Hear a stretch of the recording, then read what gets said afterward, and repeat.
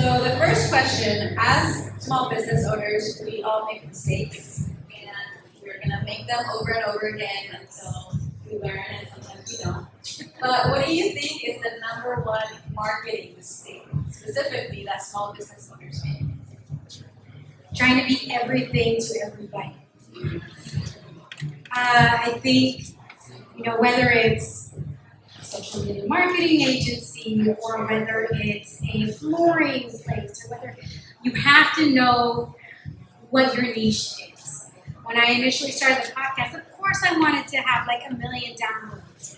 But then I had to realize who I'm appealing to is not going to, maybe one day it'll give me 1 million downloads, right? But I have a very niche market, and I have to be okay with that. And I think once you realize you don't need to be everything to everybody, that's where the vision clears and you really start making progress to what you want to do. Yeah, there's so many mistakes, right? I could write a book about all the mistakes to avoid.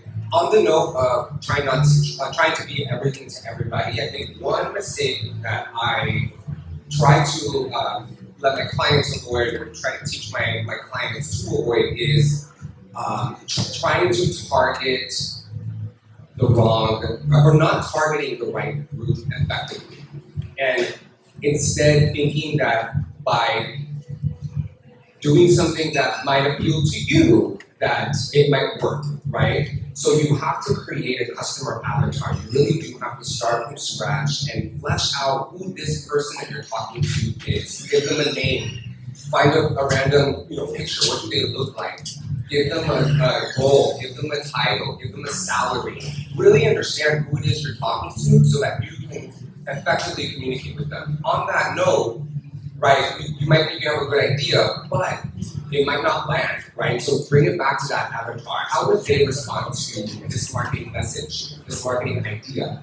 One thing I love doing is implementing polls and stickers and questions to my audience on social media, or even just friends and family. You'll be surprised at the responses you get. Sometimes it's not at all what you expected. I've done it to test titles for workshops, titles for different projects. And I'm like, really? My favorite one, nobody liked. And it's you'll be so surprised what resonates with people. So test things out before you commit to them. Don't be afraid to ask and poll and reach out to your potential audience or your friends and family to get some of that feedback. And stop trying to market to people that you think are like you. Create an actual avatar and market to a specific customer segment. So that's one mistake. I think one mistake is not tapping into your relationships. As a business owner, you have so many different types of relationships that you can utilize as your partners. And I started that even with my corporate. When I was working in corporate, I just always worked with the same people in the same events. And I was even though they are not my coworkers, I work with them for these events. And so what can we do to make that event better, to make our work relationship better? And it was really utilizing them as my partners. And then now what I do for my clients is, what business partners do they have already? What nonprofits are they supporting? Because those could be partners. Who are their suppliers? Who are their vendors? Because those could be partners. Everyone here are my partners as well, and that's how I brought them up. But everyone is a partner. If you guys are growing your business together, then I always see that when I'm working with clients, when I'm talking to people, they're just oh yeah, or they're not bold enough to ask as well. They'll say oh, I know this person, but I haven't asked them this. And I'm you're connected with them, so just ask them. The worst stuff they can say is no as well, or not yet. And if it's not yet, mark it down and say check in 3 months or 6 months later, because then that might be the right time for you guys to partner. So I would say not utilizing your business relationships to grow your business is the number one mistake I see. That was a great point there. Okay, so I'm going to be very honest with you guys. I'm a designer, so everything through my eyes is visual. So I'm going to give you some very tactical advice that I see that you could potentially avoid. So as a brand designer, I help my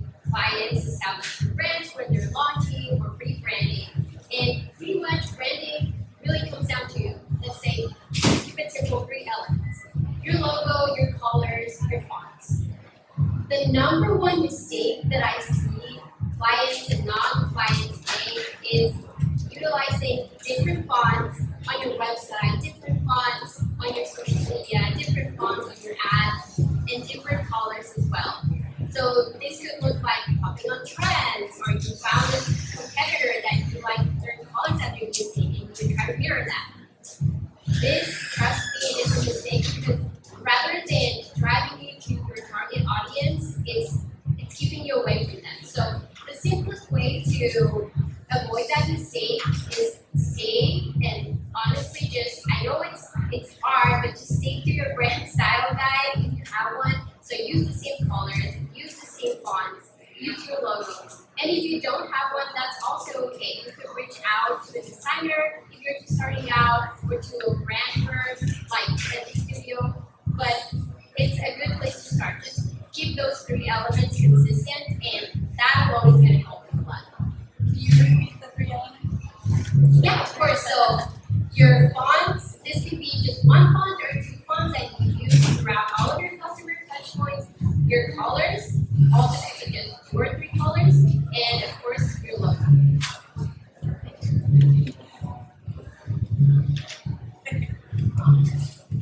Thank you. Please don't go to the Menos Waste website. I'm super guilty of this. I'll work on it. So all of you actually focus on different types of marketing, as we're hearing. Can you talk a little bit about why you chose that specific type of marketing, and kind of like a few points of maybe somebody's not familiar with that specific type? Well, I will say for me, people tend to come to me to market themselves, right? They're marketing their projects, whether they're a coach, whether they're an author, whether they're a winery, all of those things. It's a mutually beneficial relationship because I want to hear the story. I don't just want to hear it. I think so often when you're listening to podcasts or when you're listening to somebody's story, they're like, oh, this is why I'm a success. I don't want to hear that. And most of my listeners don't want to hear that. I want people to connect with you. I want to hear your story. I want to hear your struggles. I want to hear why you decided to do the thing that you're doing. Because without that, nothing else matters because people are not going to connect to, it doesn't matter what your font is, it doesn't matter what your colors are, if you don't have a story to tell.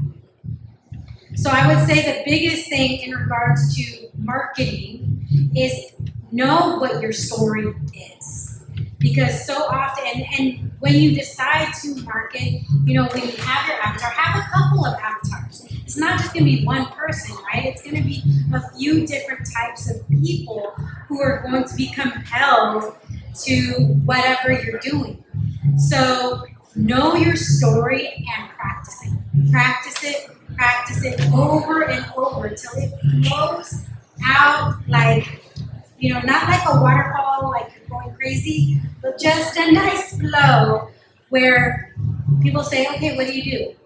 What I just said, my name is Jessica. I'm, the host of the Chisme podcast, created to amplify voices across communities of color, all while drinking a glass of wine. That's it. That's all. I don't need more time. And then people start asking questions. But you have to have a succinct enough elevator pitch about you and your story that people will want to continue to ask questions. Totally, and on that, just in general, good marketing is good storytelling, and that's true for podcasting. That's true for social media. That's true for building relationships and conveying your story effectively. Visual storytelling, I think that is just a common thread that weaves throughout every type of marketing. My craft, or what I dedicate to myself to in my business, is social media marketing. And just like Jessica said, right, storytelling, we focus on storytelling for our clients. People want someone to root for. If you show up on social media as the face of your business, did it just go out? Hello? If you show up on social media as the face of your business, sharing the most intimate parts of your struggles, sharing your wins and your losses, people are going to rally behind you because it's just in our nature to want to support. I think one of the things that business owners that I work with are shy away from the camera So do not shy away from the camera. Even if you don't want to show your face, that's absolutely fine. But still show up in some way, shape, or form, whether that's writing. I know some folks that just write really well and just have long form captions in their posts with a B-roll, right? They don't even have to show up on camera. Others are carousels, right? They're really good carousel designers and they create some great content and swipe throughs with text. But show up some way, somehow, and let folks root for you. I forgot your question. What type? Social media. So my marketing expertise is around partnership marketing and collaborations. So it might be a new marketing channel for you. I tell my clients it is a new marketing channel. It is all about building relationships. And like how I explained, you just as a business owner, you have so many different types of relationships. So then you use a container like a campaign or like an event like this and bringing partners into that. And with my clients, it's been really fun just focusing on what is their superpower, if they have a brick and mortar, or if they have a large audience, or if them themselves are the superpower, then utilizing that within a partnership. And then with partnership marketing, it can be anyone, just the business owner and another party. So it can be you partnering up with another business, you partnering up with another nonprofit, an organization or a membership that you are a part of. It can be partnering up with an individual. So I like to explain like affiliates, brand ambassadors, influencers on social media. It is anyone that you are partnering with to grow your business. And so Okay, I gotta say, I love being the last one to comment because I can see the comments, right? Okay, so I think that, like some of you guys have already said, a lot of marketing is really storytelling. Telling the story about yourself as a founder, how you started out, the story about your team, about your why, the story behind your purpose and why you're serving your community.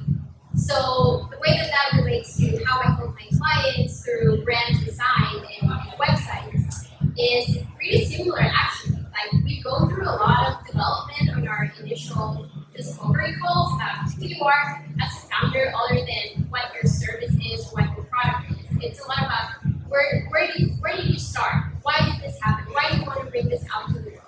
And one of my favorite questions that I ask to my clients when we work together, and it's something that you guys can do tomorrow if you want to as an exercise, is if you had a storefront or if you were to open a new storefront, because you already have one, what would be the song playing as your customers enter the store? And this is such a powerful song because music really encompasses a lot of emotion.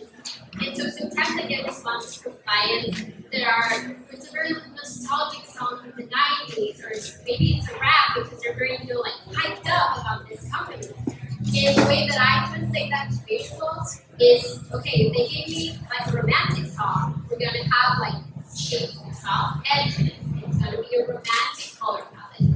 If they give me something more strong or edgy, then we're gonna go with blue colors, darker colors, something that's a little bit more neon or I don't know, hype. So I'm really getting very tactical in how the design works with translating that, but what I'm trying to get to is really think deep on that storytelling and don't be afraid to show up in whatever channel you want to express that. Whether it's writing, whether it's your visuals, whatever your strength lies right now as a business owner, just dig into that. They're partying next door. Yeah, that's their song. So I am an engineer, so I'm very practical as well. So if you could please share some resources or tools that you or your clients use. These could be tangible things like actual tools, or even mindset and tangible sort of tips that we can all learn from. Ooh, you can also switch around. Yeah, real hats. I'm trying to think of all of them. I I would say the first one is an address book for your business contacts. I am so surprised when I ask people who are your partners, they don't know, and I say, do you have a list of all your contacts? No. Okay, let's work on that. It can be a very simple spreadsheet that is your address book. It can be like an Airtable or you using some software, but just also don't, one tip too is also don't purchase any software if you don't have it, just use what works for you. If it is paper, that's fine, I just need a list. Yeah. My mom always had like a little black book. A black book, yeah. Yeah, if it works for you, that's perfect. I use a combination of Airtable, LinkedIn, and spreadsheets. It kind of depends, but always having this, a couple places where you have contacts. So I would say that's like one practical. My other ones are mindset. With partnerships too, I feel like people are like, when I talk to clients, they're like, oh, I want to work with Patagonia or Apple or like something crazy. And I'm like, that is great. Let's just tone it down a little bit. Like, who is local that we can work with? So really just being open to partnerships and who you can partner with. I would say that is something with mindset, just because if you're partnering with someone, let's say one person, you just don't know who their network is as well. They could be connected with someone that you wanted to connect with. And just being open to connecting and getting to know them off of a coffee chat, like I just had 2 today that were just quick 15 minutes. Like, what do you do? How can we work together? How can we support each other? Those are great. I always have my virtual chats either on Monday, Wednesday, or Friday. And so scheduling that on your calendar and making it very easy, that is great as well. And, I had one more, which is following up.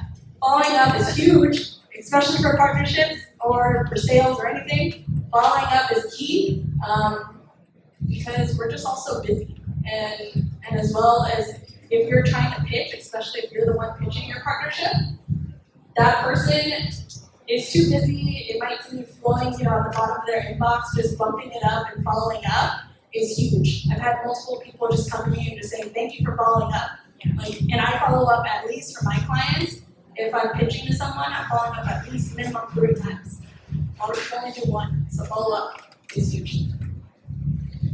I have a resource. So I did some research. I compiled a bunch of viral videos on social media, and I tried to narrow it down to what were some of the similar components. What are some of the secret ingredients, if you will, right, that make a viral video? And I put them together in a checklist. So I actually created this checklist, and it's 10 steps. Some are more tactical, some are a little more methodical, but it all comes back to your client avatar. Why is this important? And then some tactical things, right? Make sure you have text headline, make sure you have text captions, make sure things are in the safe zone. I can't remember all 10 off the top of my head, but you can download this for free. You go to my Instagram at Trending Socials. That's Trending Socials with an S at the end. It's the link in my bio. It's the first button. Actually, the second button. The first button is this event. So it's the second button on my link in bio at Trending Socials, and you can get the checklist sent to your inbox for free. It's a 10-page PDF. Again, I did a lot of research on this and put 10 tactical and methodical steps for your social media content. So check it out. Thank you. I'm gonna definitely check out that free play. Okay, so I'm guessing probably a lot of you guys know about this tool, but I'm gonna share it anyways for those of you who may not be familiar with it. But for design purposes, Canva is really, really good. It's basically just go to Google and type canva.com. It's a free software that is online based. You don't need to download anything. There's thousands and thousands of templates that you can utilize for free. There's a paid version, of course, but you can use the premium, the free one, and just roll with that for as long as you need that. I technically shouldn't be saying that as a designer because I honestly would design clients, but I'm all about empowering other business owners, and if there are any tools that can help you get to where you want to be, then I'm all for that. And whenever you're ready to have something more custom or more specific, then you can reach out to a designer. So that is one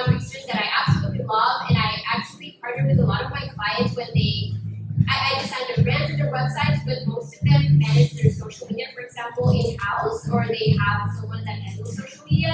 So I design templates for them in Canva, and it's super easy to use. There's a ton of tutorials, and you can do presentations, social media posts. I think you can even do like website mockups.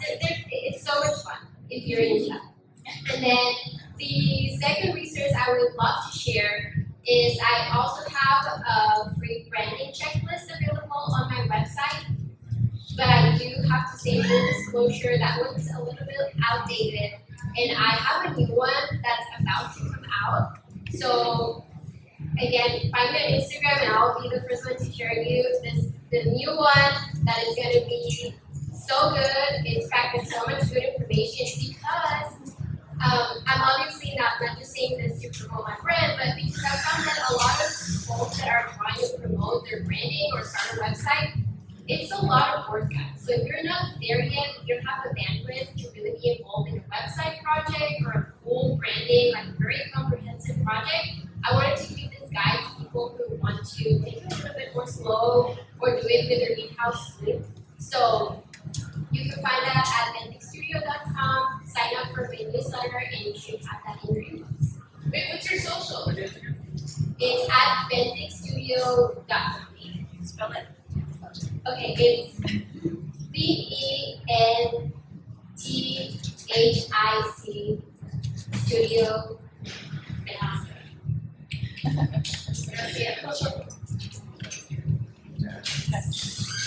So how many heard earlier in the year about the TikTok ban that's possibly what is going to go through next year?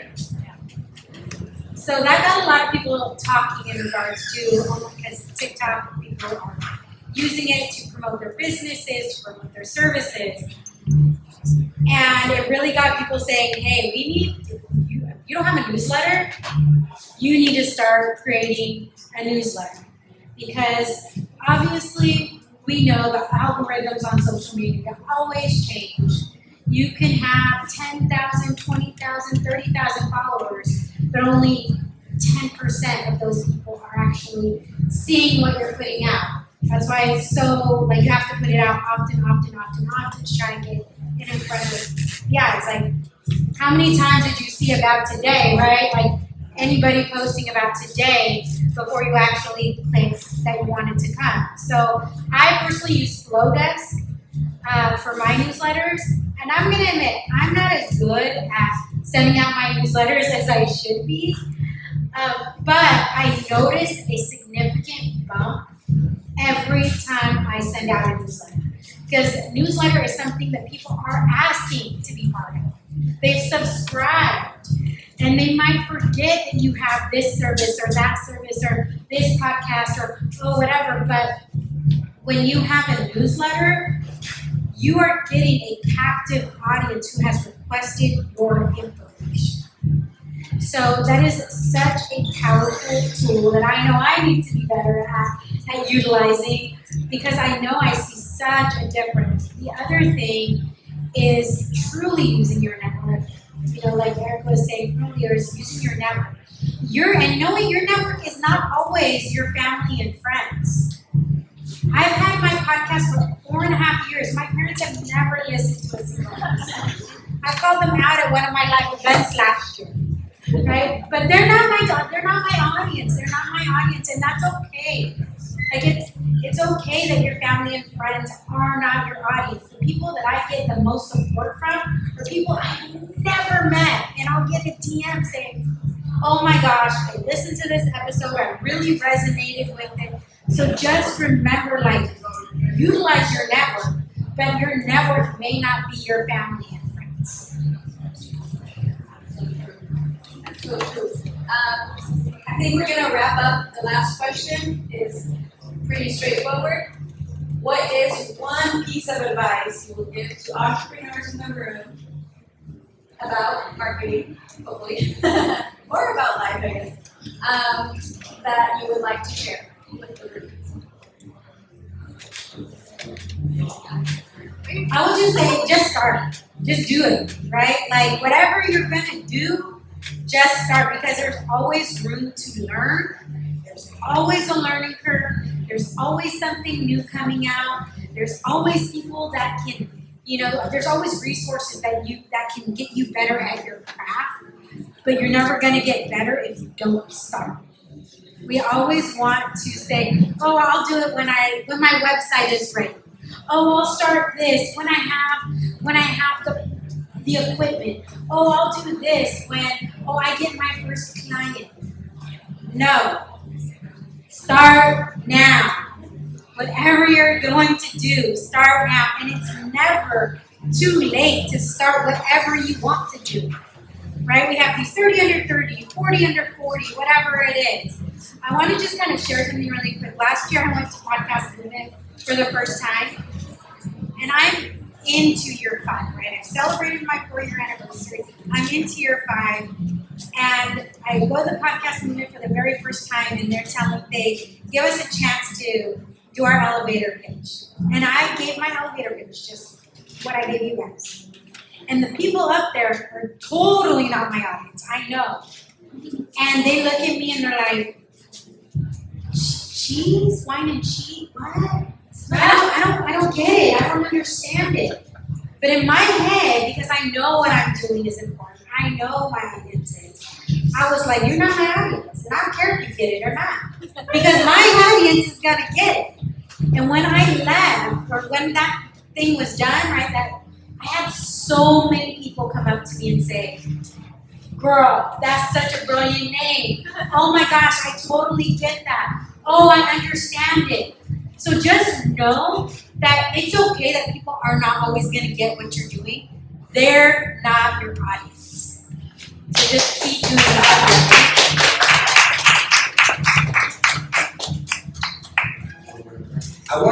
Before I share my bit of advice, I want to double down on something that Jessica said about your newsletter. So call it a newsletter, call it an email list, call it a customer list, call it whatever you want, but it's a list of emails. You want to make sure you're taking your audience, aka your followers, aka your podcast listeners. You want to make sure you're taking your audience, aka your customers that check out on Square or using the online POS. You want to take that list and put it onto a spreadsheet or a paper, whatever, so that you have contact with them. What happens when TikTok does get banned and you lose all your followers? What happens when Instagram or Meta goes down and you don't have access to your account or your followers? You don't own those channels. You don't own that marketing avenue, but you do own your list. And we check our emails, God knows how many times a day. It's the most direct way that you can get in front of your customer, pitch your product, pitch your new episode, pitch your new idea, pitch your sale. So I wanted to double down on that because that's something that we don't focus on. At least for me, I didn't focus on that early enough in my business. And I just snuck it on you earlier when I shared my 10 checklist for viral videos. That's for you to get onto my list. So that's just an example, right, of how you can kind of get something and collect emails. So my word of advice, if I just real quick, just to share my unique perspective, is put systems in place. The earlier the better. Systems meaning a repeatable process that you can teach an intern, that you can teach a new teammate, that you can basically replicate. The mistake I did in my business, number 7 out of many, was not replicating things. So I would basically bring on a new customer, and that whole experience would be completely different and new than the one previous. Totally doing myself a disservice because I was not, I was basically, it was like a bespoke service for each customer, and that's just not sustainable. And if it's not repeatable, right? So find a way to make your processes repeatable and systemized into a process that you can then teach to someone else. And that means that you can then walk away from that project or that thing, that scenario, and focus on something else in your business, knowing that there's a proven process in there. And that goes for your social media, that goes for your ads, that goes for your onboarding, your training new hires. You can systemize anything, so make sure that you focus on that earlier than later, and don't try to bespoke every new customer or every product. I was gonna double down, I'm gonna triple down on email marketing because it's so big. One thing I always say is, so with your email, you can download your list and you can go from Flowdesk to like MailerLite or MailChimp or another email software. You can't download your Instagram followers and put them on X or TikTok. That means you don't own your followers. You can engage with them. I always say social media, use it, have organic conversations, and then bring them back to your email list somehow with what's called a freebie, a lead magnet, or something like that. I'm gonna do a shameless plug because I'm doing a mini mastermind on email marketing and how to grow your email list in August. So you can check out or just talk to me afterwards and then be happy to explain it to you. But the whole month of August, we're focusing on email marketing because I think it's super important. And then, what was it, last tip, right? I was gonna say just start. But I guess the thing is, if I would say just start with this community right now, right here. So after this, go to someone that you haven't met and just ask them, or take out your conversation card if you got one, and ask them the question on here and just start talking. Because you don't know, what, or ask them like, what's your business, or what are you working on? You can ask them, literally just ask them, how'd you do with the panel? And there you go, start an organic conversation. Ask them for email. You want to be on my newsletter? There you go, but start the conversation, just because you never know what a partner can do for your business. I have to confirm your email subscribers are golden, guys. Seriously, every person that subscribes to your website, to your services, they have to get your email list. Even if you don't have the bandwidth or plan to launch a newsletter, because that's a ton of work, just stay busy.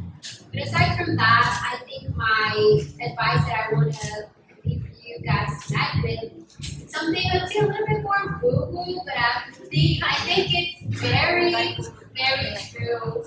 And it's not a lot of people talk about that in business. And what I mean is trust your intuition, always go with your gut. So in business, as business owners, if you're just launching, just thinking about launching, if you're an entrepreneur, 1-2 years in, if you're a small business owner, 5 years in, you're always dealing with decision making every day. What do I focus in? Who do I partner with? What campaign do I launch? What podcast do I go in, right? So there's every single decision you have to be measured and assessed and take a risk. So whenever something feels off, whether it's the person you're talking to or the deal itself, or you just get a gut feeling that it's not the right thing to do right now, always listen to that. Because time and time again, I've proven that logically everything pointed that was the right thing, but something inside me said, that's probably not the right time, I don't feel right about this or about this person. And then months later, it's I knew it wasn't going to work out. So always trust that intuition that you have, that we all have, all of us have it. So just kind of lean more into that. Obviously, utilize your logic and rely on data because you're in business. But if something feels off, just trust that. I think that is really good advice I wish someone had told me before, and that I would love to share. Can I just add one final thing really quick? From a podcasting perspective, if you want to be a guest on a podcast, research the podcast. Please make sure that if they're hitting the target audience that you want and that you're a fit for that podcast, because for me in particular, I'm very focused on stories that come from across communities of color. And I will get pitches from people who do not come from communities of color because they see just the name, right? They see why or whatever.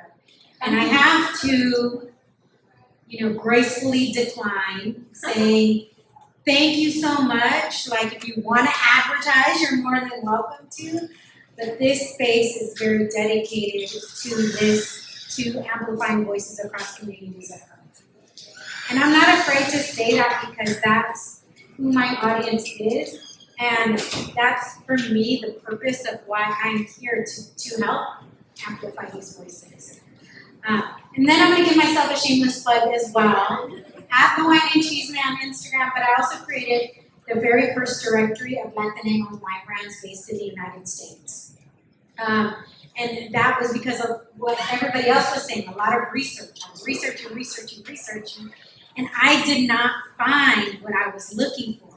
So I created it. So do not be afraid to say, oh my gosh, what if nobody does it and it's for you to create? So don't be afraid to step out onto that branch, right? Because who knows? Like if you see that gap, that probably is for you. When people say, how did you get your name? I'm like, it was meant for me. The Wine and Chisme, it was meant for me because podcasts have been going on. I started it right before the pandemic. And how many years could somebody have gotten that name? It was meant for me. So thank you guys so much for having us. But make sure, like, just do it. Just do it. Don't be afraid. It's hard. I'm not gonna say, all of us can say it is hard. It's not easy, but there's nothing I would rather, I'm sure none of us would rather be doing than what we're doing now.